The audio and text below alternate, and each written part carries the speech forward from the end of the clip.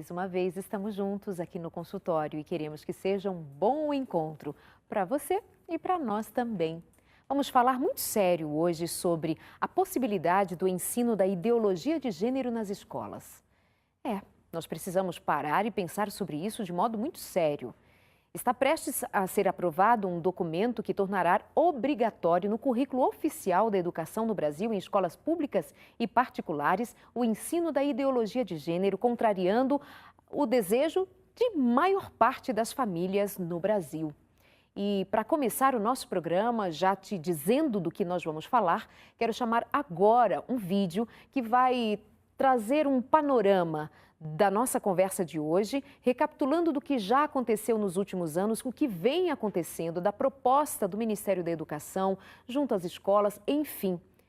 Queremos que esse assunto seja debatido em família, de modo equilibrado, e a nossa convidada de hoje é uma advogada que vem com muito boa vontade esclarecer para nós o que diz a lei sobre os direitos da família, sobre os limites que devam ser respeitados. É a doutora Damares Moura. Bem-vinda e muito obrigada por aceitar o nosso convite. Eu que agradeço, Darleide. É sempre uma alegria e um prazer estar aqui no seu programa. Obrigada. Então vamos acompanhar juntas, eu, doutora Damares, e você. Acompanhamos esse vídeo agora e na volta queremos ouvir da advogada o que é o direito da família. Quando uma criança é exposta a uma situação, como por exemplo vimos há poucos dias, e repercutiu muito nesse final de semana, de uma criança exposta a uma exposição dita ser uma exposição de arte. E as famílias reagem, mas muitos são contrários e acreditam que deva ser visto apenas como arte. É ou não é? Bom, vamos falar primeiro sobre ideologia de gênero. Pode ou não pode ir para as escolas sem o consentimento das famílias? Acompanhe com a gente. O número de crianças confusas sobre o próprio sexo está explodindo. E você, quer que o seu filho faça parte dessa estatística? Acredito que não, pois a ideologia de gênero desconstrói a identidade humana por onde ela passa. Você sabia que na Inglaterra, nos últimos 5 anos, subiu 1000% o número de crianças que se submetem a tratamento transgênero? E na Escócia, mais de 500% apenas nos últimos 4 anos? Isso não é por acaso. O número de crianças confusas a respeito do próprio sexo está explodindo nos países que promovem a ideologia de gênero em suas escolas. E por que isso? Simples. A ideologia de gênero afirma que ninguém nasce homem ou mulher, mas que cada um deve construir sua própria identidade. E se é assim, todas as crianças devem experimentar todas as formas de sexualidade possíveis até encontrarem um gênero para si mesmas. Como isso se daria? Através de materiais didáticos e uma nova pedagogia voltada para a desconstrução sexual. Sim, ideias têm consequências, e as consequências da ideologia de gênero promovem exatamente esta confusão, fazendo nossas crianças duvidarem de si mesmas na sala de aula, ambiente onde os pais estão cada vez mais ausentes e onde as crianças estão em fase de natural imaturidade e questionamento. O que muitos escondem é que existe uma verdadeira indústria do gênero por trás de toda essa confusão e que está organizada para destruir nossas famílias. Com certeza você já ouviu na televisão alguém dizer que a família é uma instituição antiquada, que os tempos mudaram e que precisamos abrir a cabeça. É porque não estão conseguindo mudar a cabeça da população que a estratégia de promover a ideologia de gênero nas escolas se tornou tão urgente para eles. Foi por isso que em 2014, quando o Congresso votou a proposta de Plano Nacional de Educação, deputados e senadores retiraram todas as referências à ideologia de gênero do seu texto, respeitando assim a vontade expressa do povo brasileiro que rejeita essa ideologia. Em 2015, quando chegou a hora de se votar os planos estaduais e municipais de educação, o MEC, atropelando a decisão do Congresso, tentou impor silenciosamente o gênero aos estados e municípios. Depois que o gênero já havia sido rejeitado pelo Congresso, por meio da Segunda Conferência Nacional de Educação, o CONAE 2014, o MEC produziu um documento que depois seria transmitido a todos os estados e municípios, definindo a questão do gênero como diretriz educativa, e ainda por cima, como se tivesse sido aprovado pelos deputados e senadores. A trapaça se encontra em inúmeras páginas do documento. Vamos dar apenas alguns exemplos. Na página 25, o MEC afirmava que a União, os estados e os municípios deveriam promover a diversidade de gênero. Veja, não estão falando em respeitar a diversidade de gênero, mas sim em promovê-la. Na página 36, você vai ler que os estados e municípios deveriam disseminar materiais pedagógicos que promovam a igualdade de gênero, orientação sexual e identidade de gênero. Na página 41, que estados e municípios deveriam desenvolver, garantir e executar anualmente nos sistemas de ensino fóruns de gênero. Na página 92, que estados e municípios deveriam ampliar os programas de formação dos professores sobre gênero, diversidade e orientação sexual. Mas vejam, assim como eu, milhares de pais e professores lutaram democraticamente contra o documento em nossas câmaras municipais. O movimento foi histórico e disse não a essa fraude. Cidade a cidade, a ideologia de gênero foi rejeitada dos planos de educação de quase todos os 6.000 municípios brasileiros. Era de se esperar que, após essa imensa pressão popular, o governo desistisse dessa ideia de introduzir à força o ensino da ideologia de gênero nas escolas do Brasil. Mas não, o MEC colocou novamente as chamadas questões de gênero na Base Nacional Comum Curricular, um documento que se propõe a impor o conteúdo de aprendizagens consideradas essenciais para todos os alunos brasileiros. Se for aprovada, a base deverá ser implementada por todas as escolas do Brasil, não só na rede pública, mas também na rede privada. Na prática, o documento propõe os seguintes absurdos nas nossas escolas. Na página 159, está escrito que o professor de artes deve desenvolver as aulas discutindo experiências corporais, pessoais e coletivas, de modo a problematizar questões de gênero e corpo. Na página 165, se volta a dizer que o professor de artes deve refletir sobre as experiências pessoais e coletivas desenvolvidas em aula ou vivenciadas em outros contextos, de modo a problematizar questões de gênero, corpo e sexualidade. Na página 305, se estabelece que na área de ciências humanas, a diversidade de gênero deve ganhar especial destaque. E não para por aí. Na página 351, se estabelece que o professor de História coloque em destaque as temáticas voltadas para as questões de gênero. Na página 378, se estabelece que o professor de História trabalhe em aulas questões de gênero, anarquismo e protagonismo feminino, mostrando as transformações ocorridas no debate sobre as questões de gênero no Brasil durante o século XX. Vocês estão vendo? A ideologia de gênero está presente no documento, é explícito, e o governo brasileiro demonstra com isso ignorar a vontade popular. Se a base for aprovada, terá valor de lei e será obrigatória. A ideologia de gênero será imposta de forma autoritária como a única moral permitida, quer os pais queiram ou não. Mas o que diz a nossa Constituição? Diz que a educação é dever do Estado e da família, e que o Estado deve criar todos os meios legais necessários que garantam à família a possibilidade de se defender contra qualquer programa, prática ou propaganda que contrarie o respeito aos valores da família. E ainda mais, o artigo 26 da Declaração Universal de Direitos Humanos diz que os pais têm prioridade de direito na escolha do tipo de educação que será ministrada a seus filhos. Não vamos aceitar a imposição deste absurdo sobre os nossos filhos. O governo pretende aprovar a Base Nacional Comum Curricular ainda este ano de 2017. Por isso, pare, reflita e nos ajude enquanto ainda é tempo. E compartilhe esse vídeo com pais, professores, diretores de escola, vereadores, lideranças de sua comunidade. Ninguém pode ficar indiferente. A ideologia de gênero deixa marcas que ficam para sempre. Muitos de nós recebemos em grupos das redes sociais vídeos como este e muitos ficam pensando, é verdade ou não é verdade? O conteúdo é verdadeiro ou há muito de um grupo defendendo o seu ponto de vista? Mas e o que diz a lei? O que está na Constituição? Quais são os direitos da família e os direitos das crianças? Até que ponto nós temos que tomar posse daquilo que é a favor da família com consciência, como bons cidadãos, especialmente, antes de tudo, antes mesmo de darmos a nossa opinião aleatoriamente? Então, a proposta é conversar com você, ouvir a você também, mas ouvir especialmente a quem tem um conteúdo embasado na lei, como é o caso da nossa convidada de hoje, a doutora Damares Moura. Doutora Damares, o que vimos agora faz sentido? É isso mesmo? Ou seria mais um vídeo que se espalha e traz uma verdade aqui ou acolá? Esse documento existe? Existe. Este é o projeto, não é, de uma base nacional comum curricular. Não é? Não foi aprovado, mas existe, e este conteúdo apresentado, ele é verdadeiro. Não é? Eu já tive acesso ao documento, já o li, não é? E, de fato, existe a introdução deste conteúdo e, sendo aprovada essa base comum, ela será obrigatória para todas as escolas brasileiras, públicas e privadas.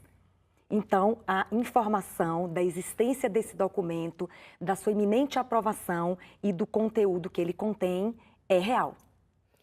Isso vai infringir o direito da família que não deseja que esse conteúdo seja ensinado aos seus filhos? Qual é o limite disso? Eu gostaria de traçar uma linha Então, aqui, Darleide, usando a Constituição Federal. Não é? A Constituição Federal é a lei maior deste país. Qualquer outra legislação que venha a ser aprovada, ela precisa estar em harmonia com a Constituição Federal. Eu tenho formação em direitos fundamentais e gosto muito de basear qualquer apresentação que eu faça na nossa Constituição Federal, não é? Existe um capítulo na Constituição, que é o capítulo 2, ele trata dos direitos e garantias fundamentais das pessoas, não é? E é o artigo 5º, o famoso artigo 5º, mas vai até o artigo 17. Né? Nossos direitos e nossas garantias fundamentais. Quais são elas? O que é um direito fundamental? As pessoas falam muito em direito fundamental, em direitos humanos. O que é um direito fundamental? É aquele que um país considera como sendo um direito sem o qual os seus cidadãos não têm vida plena, não têm vida digna. Então, o legislador brasileiro, ele elegeu lá no artigo 5º até o 17, tudo que o Estado brasileiro considera como um direito fundamental dos seus cidadãos, sem os quais eles não têm vida digna. Então, eu quero começar pelo artigo 5º, que diz expressamente, e aí eu fico preocupada, porque nós já temos uma garantia constitucional da não discriminação, do combate à intolerância, não é? Nós já temos a garantia da igualdade, já temos a garantia da fraternidade, não é? O artigo 5º diz que todos são iguais perante a lei e que nenhum cidadão, nem nacional e nem estrangeiro, pode sofrer neste país qualquer espécie de discriminação. Não é? E aí, o inciso 3º, que são aqueles numerais romanos que vêm depois do artigo, ele diz o seguinte, que ninguém nesse país poderá ser submetido a um tratamento desumano. Eu vejo no artigo 5º e no inciso 3º uma garantia ampla da não discriminação, de tratamento digno, igualitário e sem qualquer submissão a tratamento desumano para todos os cidadãos. Não é para este ou para aquele grupo. Portanto, eu fico preocupada, Darleide, com o que nós chamamos de inflação de direitos. Não é? Você já tem um direito garantido, não é? E um determinado grupo da sociedade, e é legítimo. Não há nenhum problema que um determinado grupo se organize para buscar mais direitos. Acontece, Darleide, que os direitos, eles precisam se harmonizar. Eu não posso criar novos direitos ou novas normas para os cidadãos que não se harmonizem com aquelas que já estão postas, especialmente aquelas que são cláusulas que nós chamamos pétreas, de pedra, que são as cláusulas constitucionais. Não é? Então, com relação a este projeto de uma base nacional curricular comum a todas as escolas públicas e privadas do país inteiro, eu já vejo, em princípio, uma violação constitucional e a Lei de Diretrizes e Bases da Educação Brasileira, não é, que é uma lei que rege toda a educação no Brasil, e tanto a Constituição quanto a LDB garantem que o ensino e a educação, ela será descentralizada. O que significa isso? Que cada estado, que cada município, não é, ele terá autonomia, não é, para estabelecer conteúdos programáticos, não é, bases curriculares que atendam a necessidades locais, não é, regionais. Então nós já temos aí um primeiro problema, tá? Uma base nacional comum vinda do governo federal, imposta a todos os cidadãos, viola esta garantia anterior, que é a autonomia dos estados, dos municípios de formarem esta base curricular, este conteúdo de ensino, não é? De acordo com as necessidades regionais. Então já tem este primeiro problema, este controle, esta centralização de um conteúdo comum para todo o país, ele é perigoso. E ele já é violador da garantia da autonomia dos estados e municípios. E aí vem uma outra questão que não foi colocada ali naquele vídeo que foi apresentado, e eu quero levantar aqui para a gente entender direitinho o que está acontecendo, não é? O inciso 6º do mesmo artigo 5º, eu não falei que o artigo 5º fala dos direitos e garantias fundamentais, sem os quais o indivíduo não tem vida digna, não é? O inciso 6º, que vem depois daquele 3º, que diz que ninguém pode ser submetido a tratamento desumano. Todos têm que ser tratados com respeito e com dignidade. Aí o inciso 6º, ele fala assim, Darleide, que é inviolável. O que é uma coisa inviolável? Que não se pode ofender, violar, não é? É um lacre que você não pode abrir, não é? A Constituição fala que é inviolável a crença e a consciência. Então, eu estou preocupada porque eu vejo aí problemas, não é? E vejo aparentes conflitos de legislações, não é? Porque a crença e a consciência do indivíduo, a Constituição diz que são invioláveis. Portanto, o que me preocupa é que conteúdos que serão agora comuns a todas as escolas, né? Os indivíduos, as famílias, os pais, eles nem poderão escolher e nem poderão reclamar. Uhum. Não é? Porque se ele sair de uma escola, na outra, a base é comum. Sim. Não é? Se ele for para uma escola privada, também é o mesmo conteúdo. Não é? E aí, como é que fica a questão da inviolabilidade, por exemplo, da crença e da consciência do indivíduo? E nós estamos falando de indivíduos em formação. Nós não estamos falando de indivíduos adultos, não é? São indivíduos vulneráveis, aqueles que estão construindo, não é, a sua identidade, não é, estão construindo suas vivências, seus acúmulos, não é? E muitos já recebem nas suas casas uma formação religiosa, não é? E já estão construindo ali uma crença, ou uma consciência a respeito de alguma coisa. Que não seja religiosa, mas seja... Uma consciência a respeito de alguma coisa. Exato. Não é? Então, lá na escola, ele vai receber, porque este conteúdo é um conteúdo de ensino. É para ensinar. Se é para ensinar, alguém vai o quê? Aprender. Aprender. Né? Alguém vai ensinar e alguém vai aprender. Não é? Então, eu penso que esta base curricular, ela poderá também, Darleide, poderá também ofender um direito fundamental que está no inciso 6º do artigo 5º, que é a inviolabilidade da consciência e da crença.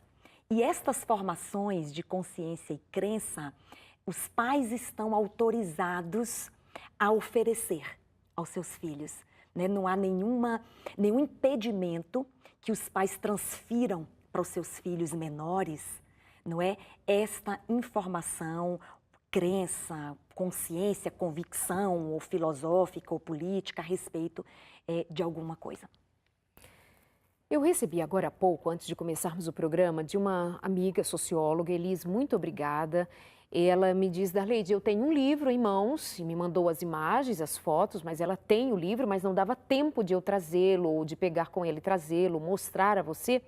Mas, por exemplo, no capítulo 23 do seguinte livro, Sociologia para Jovens do século XXI, é o tema, é o título do livro, tem os autores aqui, etc., o manual do professor que ela me mandou, e um dos capítulos vai dizer assim: cada um sabe a dor e a delícia de ser o que é, debatendo a diversidade sexual e de gênero.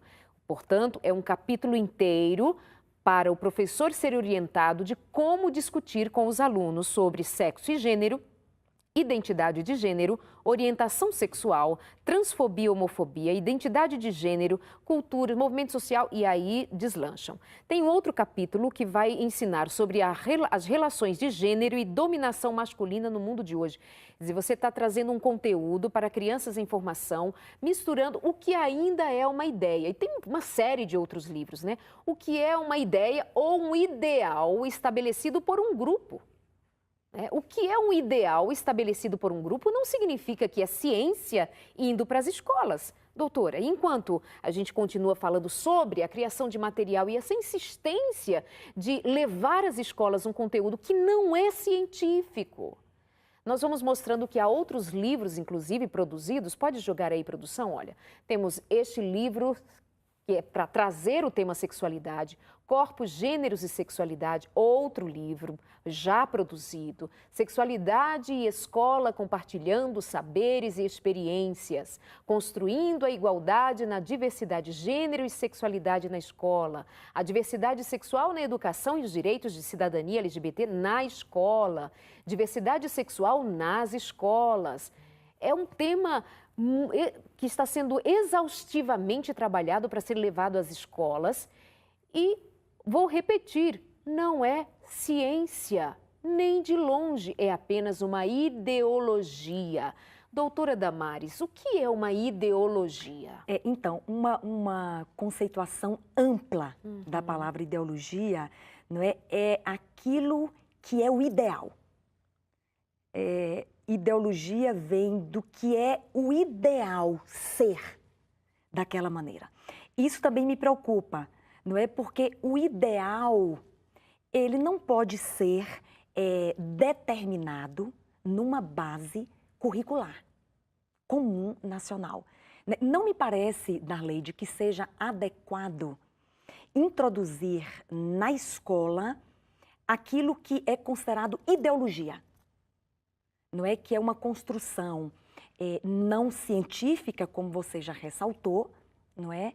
E que, como eu destaquei aqui no começo, são concepções que são apresentadas como o ideal, o melhor, né? E que podem estar violando e em desarmonia, não é, com o direito garantido à liberdade religiosa. Por exemplo, seguindo aquela linha que eu estava apresentando, veio o inciso 8º. Então, eu falei do 3º, do artigo 5º, falei do 6º, que é inviolável a crença.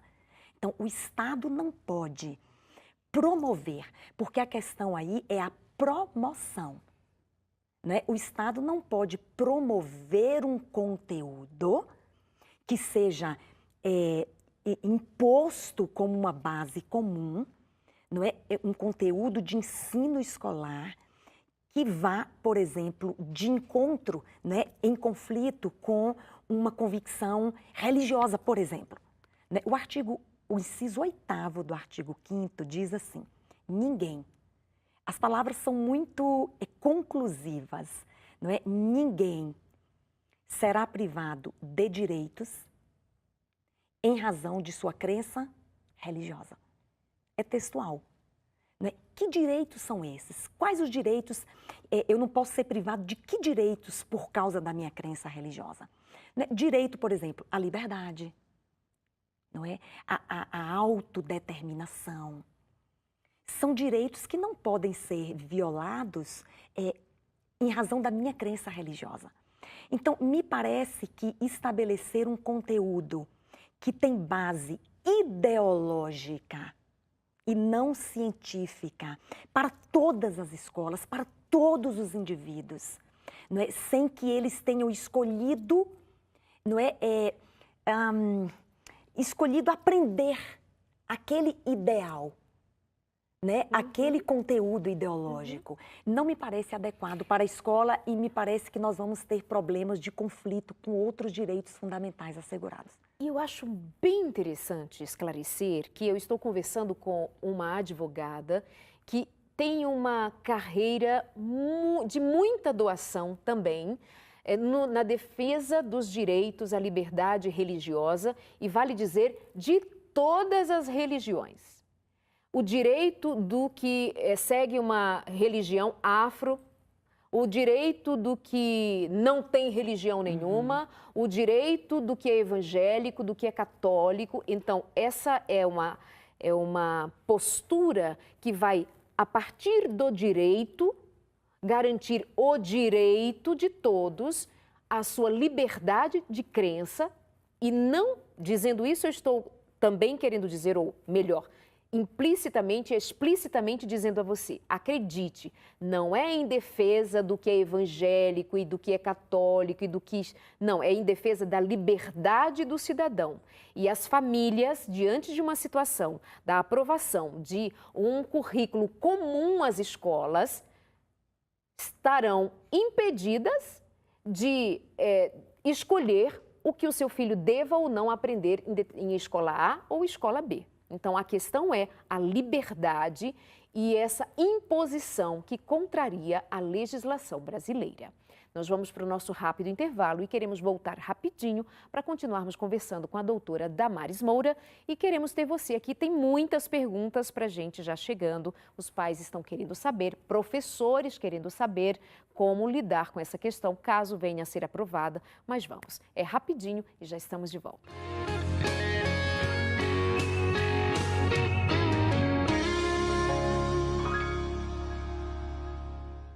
Um prazer ter você na nossa companhia. Muito obrigada. Obrigada a você que está assistindo a Novo Tempo em qualquer lugar e de qualquer maneira. Você que é nosso internauta, você que está nos acompanhando também pelo Facebook, onde estamos ao vivo também. Muito obrigada. Em tempo real, queremos estar bem pertinho de você nas redes sociais, pela Novo Tempo. E temos também consultório de família toda segunda, às 10 horas da manhã, na rede de rádio Novo Tempo. Muito obrigada a você que nos acompanha sempre. Hoje nós estamos querendo entender um pouco melhor sobre essa insistência de levar o aprendizado a respeito da identidade de gênero para as escolas. Pais e mães, alguns alheios, outros muito preocupados. Mas a nossa questão aqui hoje nem é debater a respeito do que diz a Bíblia, do que diz a religião A, B ou C. Nós queremos saber se há alguma coisa em torno dos direitos de cada um de nós, o direito da família, que seja resguardado em lei, na Constituição. E no primeiro bloco, com a participação da nossa convidada de hoje, a convidada especial, a doutora Damares Moura, que ela é especialista em direitos fundamentais da pessoa humana, atua na Comissão de Liberdade Religiosa e da Comissão de Vitimologia e Criminologia da OAB de São Paulo e vem nos ajudar a entender, a partir do direito, do que diz a lei, a respeito dessas questões que estamos vendo e acompanhando de modo alarmante, deixando a muitos de nós assustados, outros achando que está tudo bem, é tudo normal. Mas é normal mesmo? É normal que uma criança, por exemplo, doutora Damares, foi a discussão mais recente de uma criança participando do que é chamado de uma mostra cultural no museu em São Paulo, num dos museus em São Paulo, Museu de Arte Moderna, e gera esse grande debate. Mas opinião A, opinião B é uma coisa. Agora, o que diz a lei a respeito de um tema como este? Uma criança participando de uma situação tão diferente do que comumente nós temos ensinado a respeito de cuidar dos filhos, de proteger os filhos, de cenas como, por exemplo, cenas de nudez diante de um público, enfim, o que diz a lei? Eu queria só fazer um esclarecimento. Nós estamos vivendo, Darleide, um momento de novos direitos. É o que nós chamamos num linguajar jurídico, não é? Nós temos direitos de primeira geração ou de primeira dimensão, que são direitos muito conhecidos, a liberdade, não é? A liberdade de expressão, Temos os direitos de segunda geração, que são direitos sociais, saúde, educação, moradia, segurança, transporte.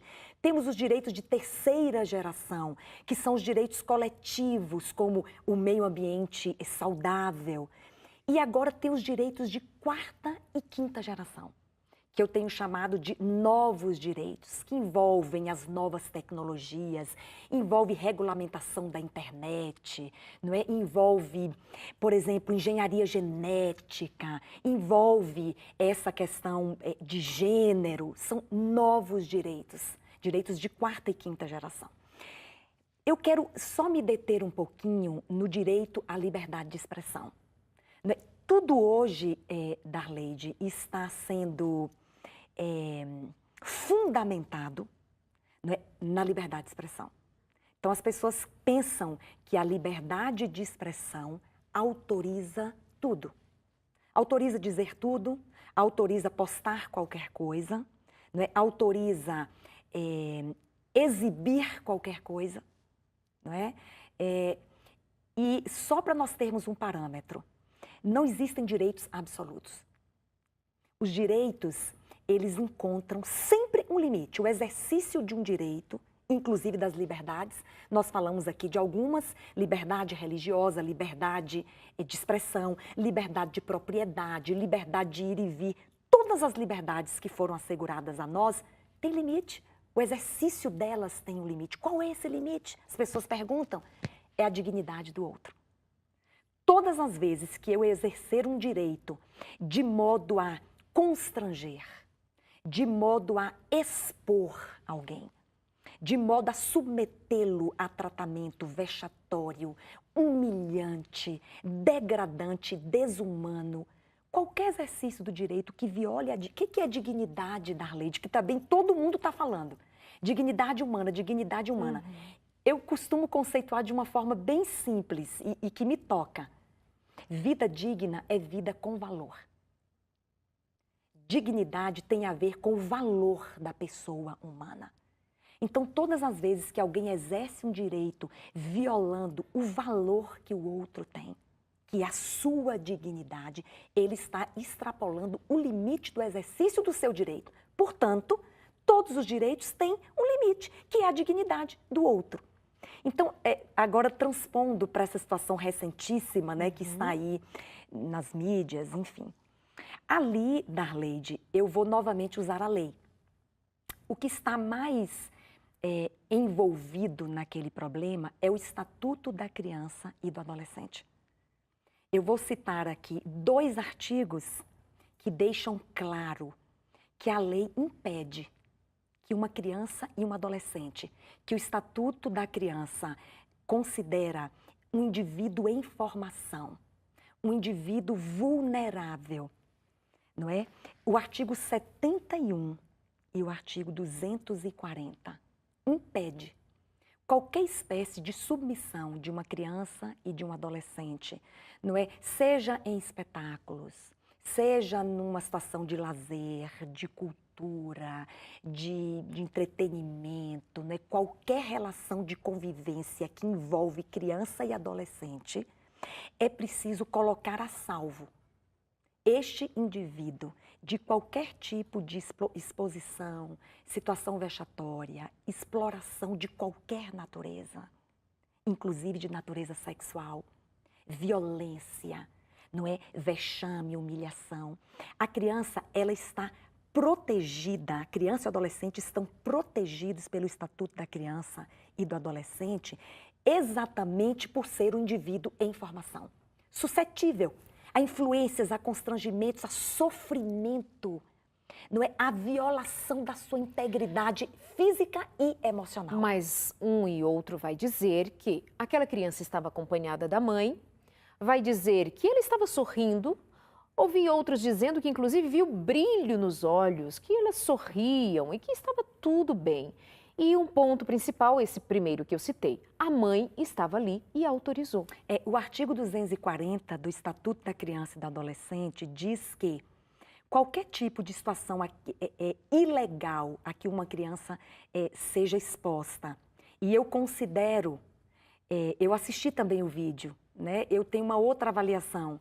Né? Me pareceu que a criança estava constrangida. O simples fato dela estar constrangida a essa exposição de nudez de um homem...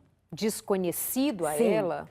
O simples fato dela estar constrangida, segundo interpretação do artigo 71, do artigo 240 e do artigo 227 da Constituição Federal, que coloca a salvo e diz que é dever da família, do Estado e da sociedade colocar crianças e adolescentes a salvo de qualquer situação vexatória, constrangedora, humilhante, de exploração, de violência e outras mais, que eu acho que esta se enquadra porque eu vi constrangimento da criança, não é? Então, o artigo 240, ele responsabiliza a Darleide, não só gestores, curadores, responsáveis, mas ele também responsabiliza os pais, não é? Que concorreram ou que autorizaram, até porque uma criança e um adolescente, eles só podem, por exemplo, participar de um espetáculo onde haja, por exemplo, cenas de nudez com autorização judicial. O juiz precisa autorizar que uma criança participe e dificilmente isso vai acontecer, porque a criança, com prioridade, ela é colocada a salvo de situações que possam constrangê-la e que possam interferir neste indivíduo que está em formação. Aquela situação, da forma como está posta e como a gente assiste no vídeo, segundo a interpretação do Estatuto da Criança e do Adolescente, artigo 71, artigo 240 e artigo 227 da Constituição Federal, a meu julgamento, houve ali violação do direito da criança e do adolescente, impostos, não é, trazidos no Estatuto da Criança e do Adolescente, e acho que ali algumas responsabilidades poderão ser apuradas. Então, até mesmo o direito dos pais tem o seu limite. Sim. No que diz respeito ao trato com uma criança e uma adolescente, já que é uma pessoa em desenvolvimento.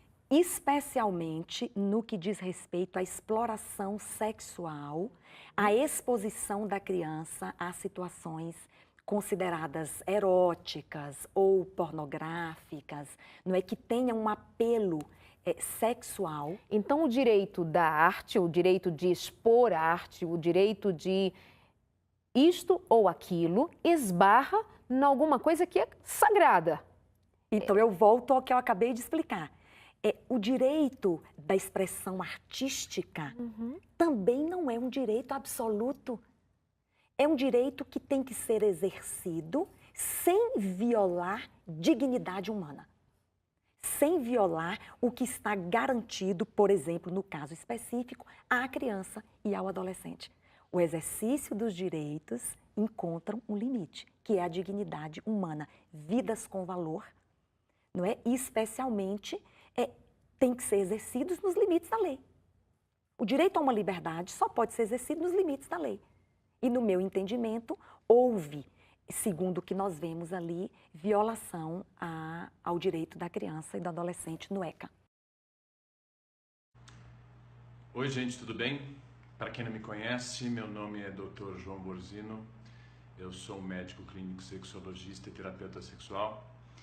E vim aqui hoje falar sobre aquela polêmica sobre a exposição Labete que aconteceu no Museu de Arte Moderna de São Paulo recentemente, onde as crianças foram estimuladas a tocar e contactuar com um homem adulto nu.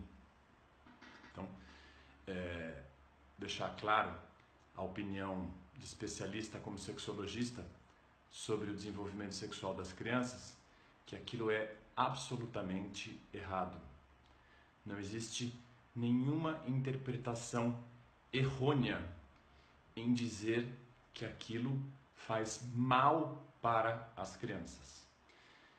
Vou explicar alguma coisa para vocês. A sexualidade infantil é algo que está em gestação nas crianças e deve ser respeitado os momentos e as fases das crianças para que elas desenvolvam uma sexualidade e e uma afetividade, que uma coisa não está desligada da outra, saudável.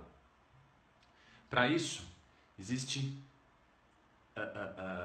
uma sequência de colocações adequadas referentes a cada fase que a criança está, desde bebezinha, né?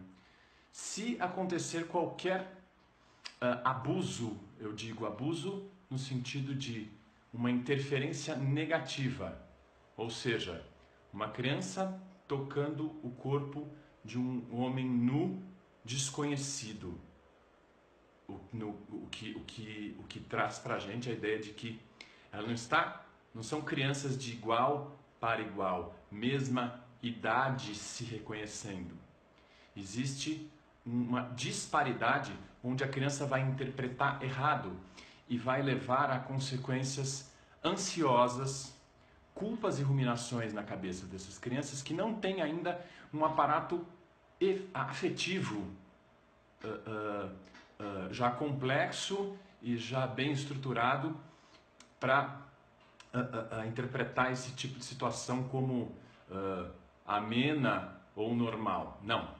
Na cabeça delas isso vai levar a um transtorno de vários graus, desde os transtornos ansiosos aos depressivos e aos desvios de objeto na sexualidade. Vou explicar.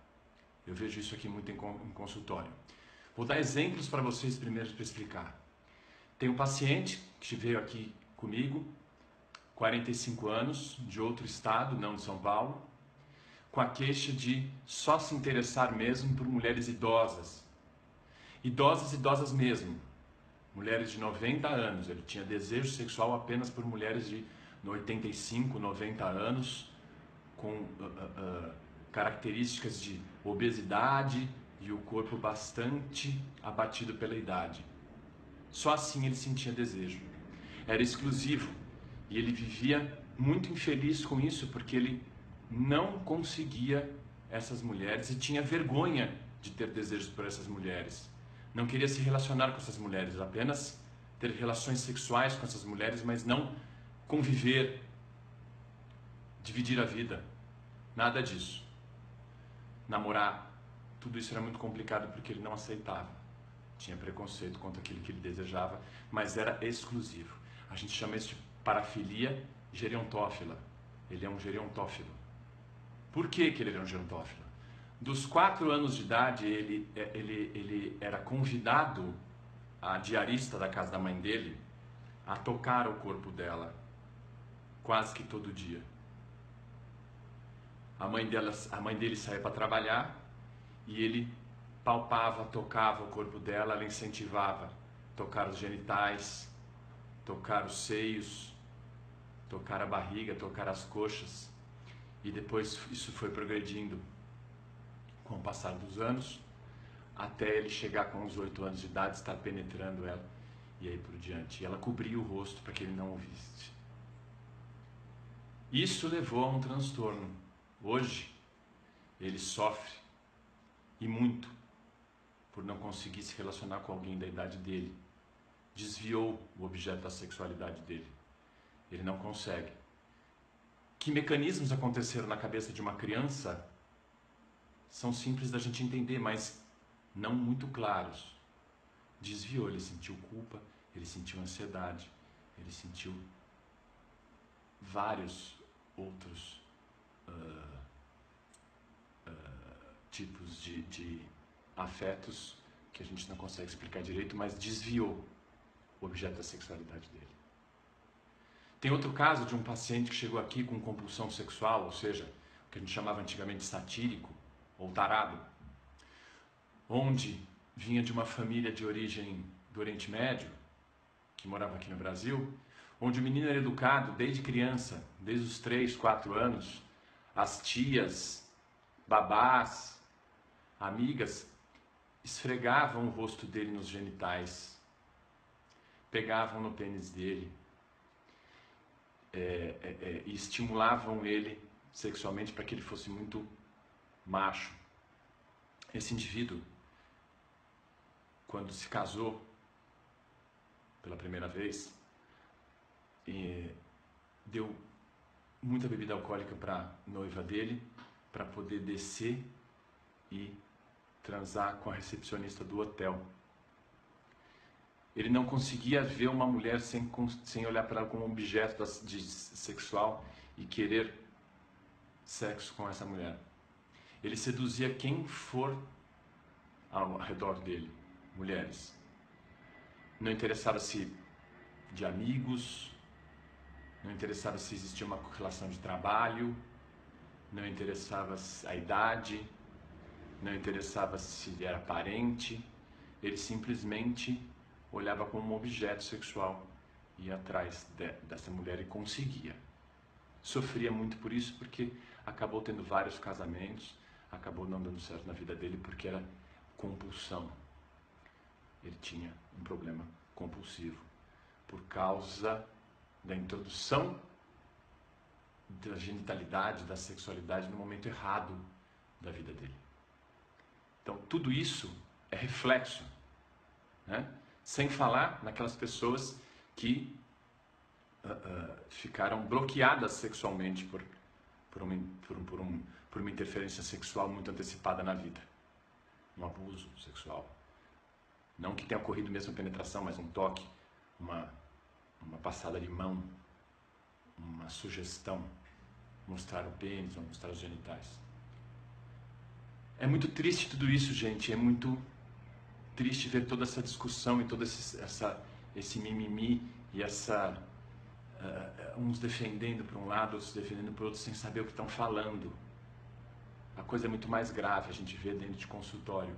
Quem está envolvido na área sabe a consequência e vê o que está acontecendo. Então, gente, vamos nos conscientizar que é necessário buscar alguém com conhecimento em educação sexual para orientar a todos.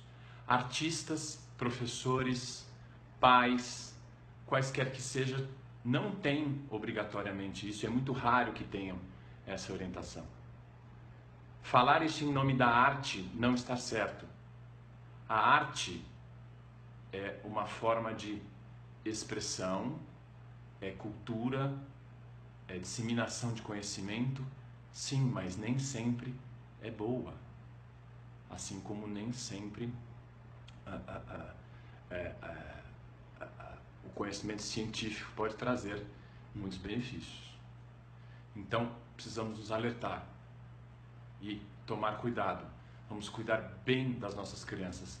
Vamos evitar a negligência. Parar de discutir sobre o sexo dos anjos e buscar orientação correta. As pessoas não sabem.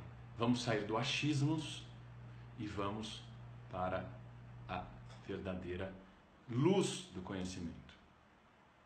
Eu agradeço a atenção de vocês e espero que isso seja bastante ilustrativo para todos. Um abraço e até a próxima.